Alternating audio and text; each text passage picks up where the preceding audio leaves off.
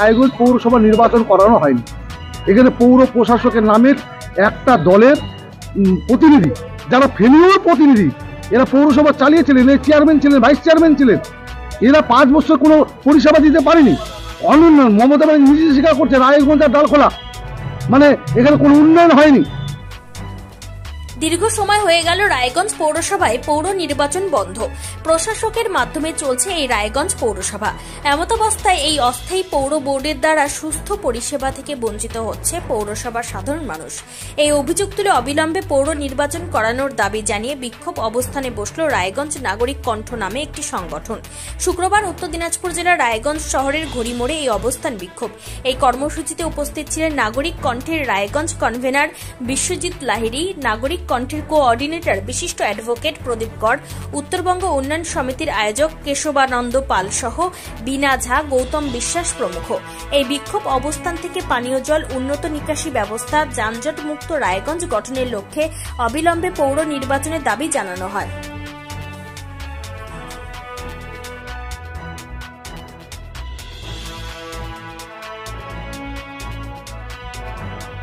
আপনার নাম, আপনি কি দায়িত্বে আছেন?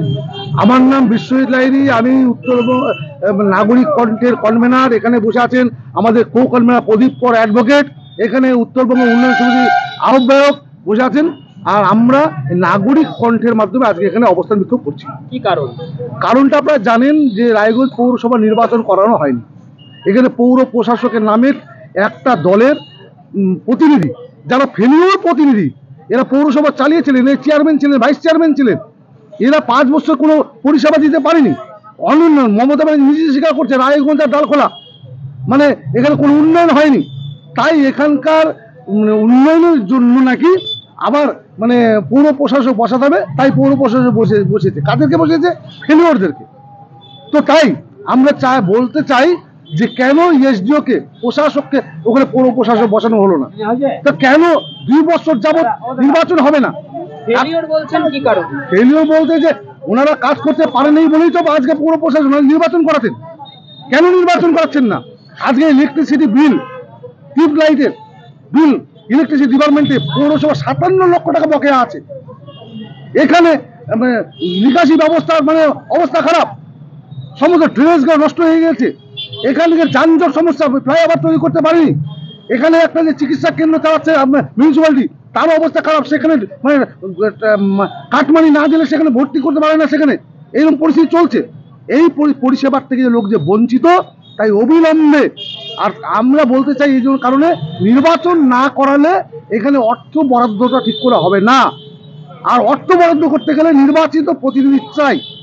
আমাদের দিদি কেন এখানে নির্বাচন করাচ্ছেন না? তো উনি কি স্বীকার করে নিয়েছে যে উনার সত্তাধারী পার্টি যেখানে ভোট চালাচ্ছেন সব অযোগ্য, তাই নির্বাচন করাচ্ছেন না? তাই আমরা বলতে চাই রায়গঞ্জবাসী কেউ অযোগ্য নয়। আপনি এর আগে বোমাগুলি দিয়ে পৌরসভা দখল করেছিলেন, আবার হয়তো করবেন না, তার কোনো গ্যারেন্টি নেই, কিন্তু করেন, কিন্তু তারপরে নির্বাচনটা করান। আপনাদের ভবিষ্যৎ কর্মসূচি কি এই দাবি নিয়ে? আমাদের ভবিষ্যৎ কর্মসূচি বিষয় হচ্ছে যে আমাদের আজকে বিকালের মধ্যে আমাদের কো কনভেনার যে আছেন প্রদীপ কর মহাশয়, উনি ঘোষণা করবেন। কারণটা হচ্ছে কি যে আপনারা জানেন যে আমাদের এখানে এমস হওয়ার কথা ছিল, সেই এমসটাকে নিয়ে চলে যাওয়া হয়েছে কোথায়? দক্ষিণবঙ্গে। কে নিয়ে গেছেন? আমাদের দিদি, মাননীয়া দিদি। তার মানে উনি উত্তরবঙ্গের লোকের সাথে বঞ্চনা করেছেন। উনি পক্ষান্তরে বুঝিয়ে দিয়েছেন আমি দক্ষিণবঙ্গের মুখ্যমন্ত্রী, উত্তরবঙ্গের নয়। বর্তমানে বিজেপি সাংসদ তো পুনরায় আরেকবার ওনার কাছে আবেদন জানিয়েছেন। শুনেন, কে আবেদন জানিয়েছে না জানিয়েছে আমরা জানি না। আমরা এই দাবি লাগাতার চালাচ্ছি। এর আগেও আন্দোলন আমরা এখানে ধর্ণা করেছিলাম, আবার ধর্ণা করছি, আগামীতেও করব। আমরা পথে নামবো, পৌরসভার সামনে যাব, আমরা রায়গঞ্জ বন্ধ থাকবো, আমরা করব। লেটার বাজিতে আমরা বিশ্বাসী নয়, কাজ চাই আমরা, কাজ। কেন ছাগলের 3 নম্বর বাচ্চা রায়গঞ্জ, তার জবাব দিতে আমাদেরকে। কোনো রাজনৈতিক দলের প্রতিশ্রুতি আমরা শুনতে চাই না, কাজ চাই আমরা।